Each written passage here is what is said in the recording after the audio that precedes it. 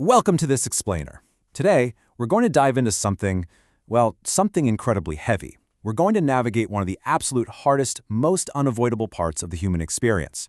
We're going to talk about pain. But more specifically, we're looking at what actually happens to the human mind when pain becomes so deep or so permanent that our usual everyday coping mechanisms just completely break down. We live in a world that is frankly obsessed with comfort. And rightly so, right? Comfort is soothing. It's absolutely necessary. But today, we're going to explore why, when we hit the absolute darkest chapters of our lives, comfort alone is never, ever enough. Picture this for a second. You are standing in the middle of profound grief. Maybe you've just lost someone you loved more than anything in the world. Or perhaps you've just received a medical diagnosis that permanently alters the entire trajectory of your life. Naturally, your friends and family surround you, and with the absolute best of intentions, they offer you phrases that are designed to soothe the ache. Things like, "You'll be okay," or "Try to move on," or "Time heals all wounds." But standing right there, inside that deep wound, you realize something almost immediately. Ordinary comfort feels way, way too small for this kind of pain. When a wound is just shallow or temporary, a comforting word or distraction is totally fine. But when the pain is deep and irreversible, those phrases just bounce right off. They fail to reach the depth of your despair. Honestly, they might even make you feel more isolated. The words ring hollow, not because the people around you don't care, but because comfort simply cannot fix what is forever broken. And that realization brings us to the ultimate agonizing question. How do I actually live with this? You see, in the face of irreversible loss, our internal monologue almost always kicks off with an unanswerable plea. We scream into the void. Why? Why did this happen to me? It's a deeply, deeply natural human reflex to search for a reason. But here's the thing. To survive psychologically, your mind eventually has to shift gears. You have to move away from that unanswerable, "Why did this happen?" to the heavy, stark, practical reality of enduring. The question transforms. It becomes entirely about how to carry a massive weight that isn't going to magically disappear when you wake up tomorrow. It turns into a matter of daily, painstaking endurance. Now, before we go any further, I need to draw a massive, absolutely crucial distinction here. We are looking at avoidable pain versus unavoidable pain. And we have to be incredibly careful with this, because we must never, under any circumstances, romanticize suffering. Let me be clear. If your pain can be avoided, if you can cure the illness, if you can leave the toxic environment, if you can fix the problem, you must do so. Suffering unnecessarily isn't heroic, it's just senseless. Our focus today is strictly on unavoidable pain. We're talking about the profound grief, the terminal illnesses, the irreversible life changes that literally cannot be fixed, reduced, or removed. This is the raw pain that remains when every single solution has completely run out. When you're in that space, the stark reality slowly unfolds that unavoidable suffering simply must be carried. Think about the sheer, crushing weight of a chronic condition, or waking up to the sudden, permanent absence of a life partner. In these moments, the limits of mere comfort become so painfully obvious. You literally can't stay positive your way out of a terminal diagnosis. You can't just look on the bright side of a devastating, life-altering tragedy. It doesn't work like that. The pain is essentially a heavy stone that life has just dropped into your hands, and you cannot put it down. You can only decide how you are going to hold it. And as we'll see, that decision changes absolutely everything. So let's look at a really fascinating contrast. Comfort versus meaning. Comfort is designed to soften things. It's meant to soothe us or to distract us from our pain. It's the warm blanket, the brief mental escape, the medication that temporarily dulls the ache. It actively tries to pull us away from the harsh reality of our suffering. But meaning does something entirely different. Meaning doesn't distract you. Instead, it provides you with a framework to actually stand inside the pain without being completely destroyed by it. Think of it this way.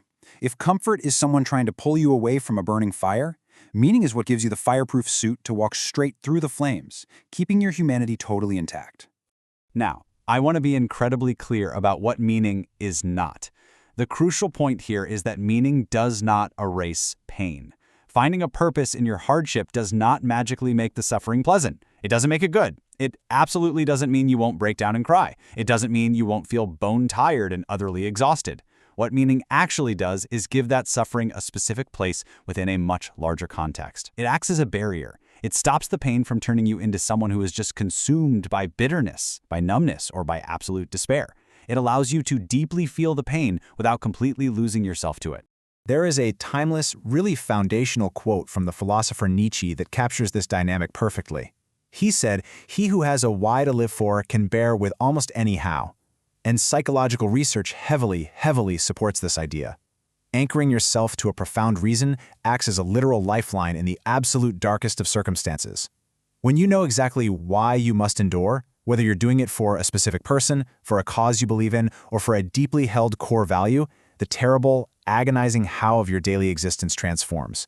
It stops being a senseless punishment and becomes a burden that you can actually shoulder. But let's get real for a second. What does that actually look like down in the trenches of deep suffering? Meaning isn't found in some vague philosophical concept of destiny. It's not about the pursuit of fleeting joy. Meaning is found in love. It's found in responsibility, in pure courage, in acting as a witness to something important, in deep commitment. Meaning is deeply anchored in our human connections and our chosen duties. It requires stepping outside of your own head and dedicating yourself to a cause that is greater than your own immediate comfort, or surrendering yourself to the care of another person. Let's look at some very concrete examples to see how this plays out in real life, because it's incredibly powerful. Imagine a person who is caring for a sick family member. They are physically completely exhausted, operating on basically zero sleep, and dealing with incredibly difficult, gritty daily realities. The pain and the exhaustion they feel are very real. But the profound love behind that care gives their suffering an entirely different weight. They are actively enduring hardship for the sake of love. Or, consider someone facing a terrible illness with quiet dignity, absolutely refusing to let the disease rob them of their character. Or someone who realizes that carrying deep, heavy grief is actually a form of continuing love for someone who is gone. The pain is intense, unbearable at times, but the meaning is what keeps them standing firm. I want to share a profound psychological story that I think captures this shift perfectly.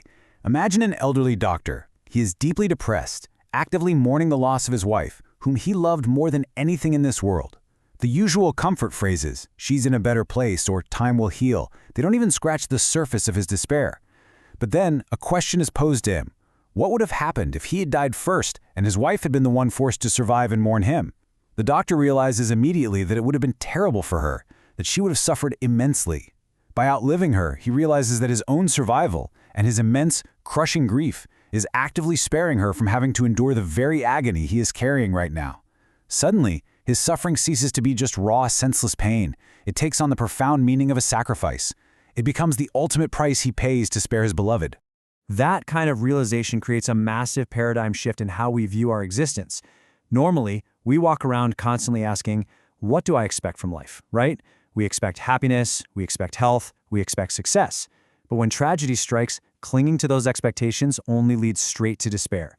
Instead, we have to flip the script. We must realize that you are being questioned by life. Life is actively looking at you right now and asking, how will you respond to this unique, heavy burden? The answer isn't found in passively meditating or complaining about the unfairness of it all. It's found in right action. It's found in the ultimate responsibility you take in facing your specific, unalterable fate. But, and I really want to emphasize this as carefully as possible, meaning cannot be imposed on you from the outside. We have to absolutely reject toxic positivity here. We must reject those empty cliches like everything happens for a reason.